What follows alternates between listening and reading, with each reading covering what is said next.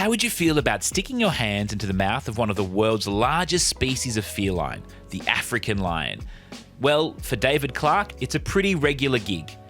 My name's David Clarke. I'm a specialist veterinary dentist. I work in Melbourne and I have the privilege of coming to the zoos every now and again when things go wrong with their lions and tigers and other animals. I started off as a veterinarian and then I had an interest in dentistry because I started off in a small animal clinic and we had a lot of dogs coming in with broken teeth and all we could really do was extractions.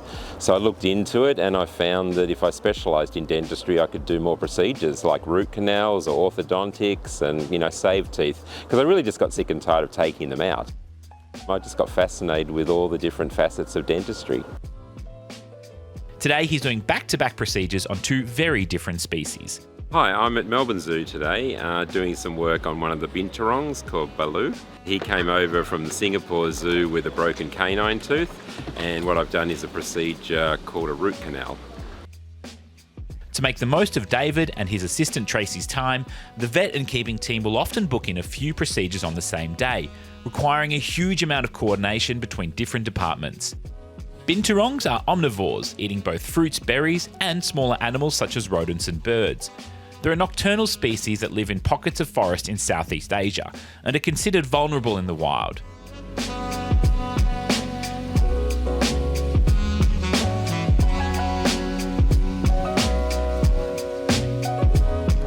Let's check in with David to see how his first procedure went. I'm feeling really good actually. The procedure went really well. I'm just having a bit of a break before we get onto the koala. So yeah, body's always a bit sore because, I was sitting down in the same position for a long period of time because each procedure takes about an hour. Mentally, you've got to change the way you think about it because every animal is different.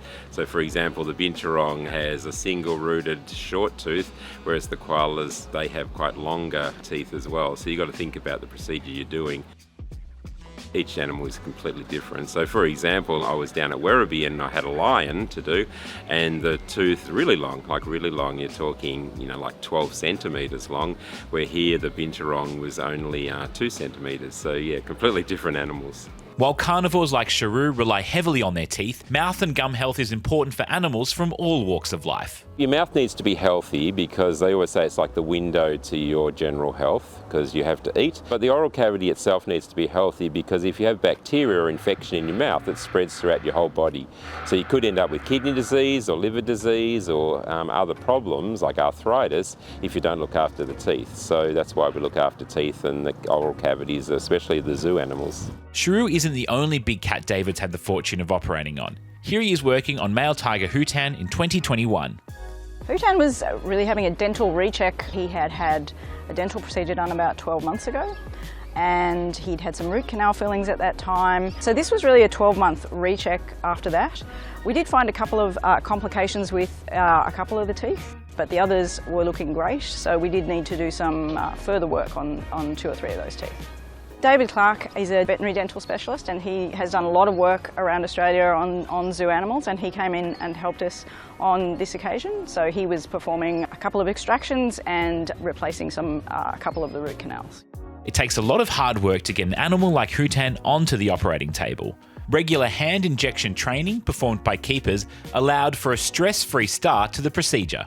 We have a great program of animal training in the zoo, and our tiger keeper was able to hand inject him with his anaesthetic dose, which means for the animal is very calm and relaxed when it's being anaesthetised. It then goes to sleep down in the den and we lift him up, pop him into our van and bring him up to the vet hospital. David's seen a lot of technical advances on animal dentistry in his time. Specifically, the biggest piece of equipment we now have is like CT machines. So we can now not just take an X-ray, but we can actually get like a 3D picture of the mouth. This technology allowed the Healesville Sanctuary team to inspect Gem and her very particular wombat mouth back in 2022. It is the first time that we've ever done a CT scan on one of our wombats here.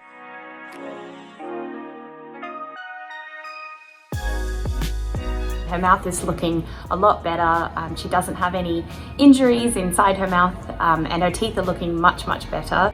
David also stopped by Healesville Sanctuary in 2023 to check up on the teeth of another koala, Dindi. Koalas have an extremely specific set of teeth for an extremely specific diet. Koalas are one of our most iconic animals in Australia. They're a marsupial.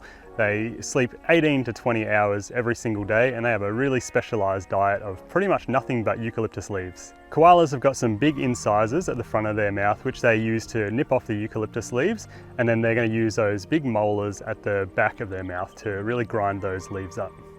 Koalas' teeth, they're not like wombat teeth. They won't continuously grow throughout their life. They will actually wear down over time, so that's why when we see with older animals, we'll often see their teeth a little bit worn out. It's normal to see older koalas with a bit worn out teeth. They get a little bit of wear and tear from grinding down those eucalyptus leaves. So Dindi is one of our older koalas here at the sanctuary. So he's about 10 years old, so his teeth have worn out a bit over time. We do regular checks on our koalas' teeth just to make sure that they're all going okay. And his teeth have worn out a little bit to the point that he needed to have a couple of root canals. David's had a pretty extraordinary career, and we're grateful for his and his team's expertise and passion in helping us take care of our animals. It's not really a job. Like when you go to work, everyone thinks they're going to work and it's a job, but it's almost like a hobby come true. You just wake up in the morning and everything you do is fantastic. I just love coming to work. Thanks for watching. If you want to see more Zoos Victoria content, click the subscribe button below.